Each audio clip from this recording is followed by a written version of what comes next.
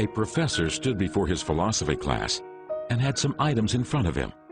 When the class began, he picked up a very large and empty jar and proceeded to fill it with golf balls.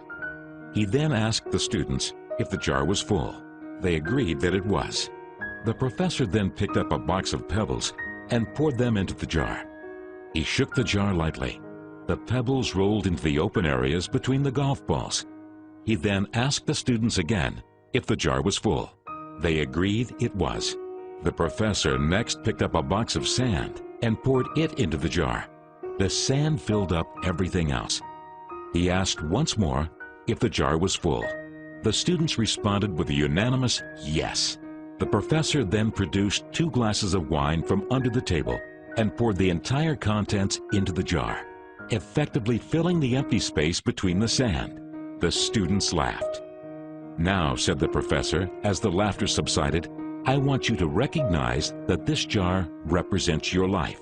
The golf balls are the important things: your family, your children, your health, your friends, and your favorite passions. Things that if everything else was lost and only they remained, your life would still be full. The pebbles are the other things that matter, like your job, your house, your important possessions, and the sand is everything else, the small stuff.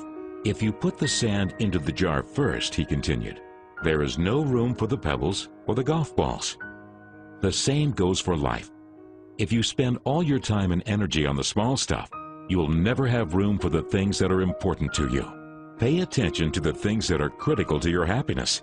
Take care of the golf balls first, the things that really matter.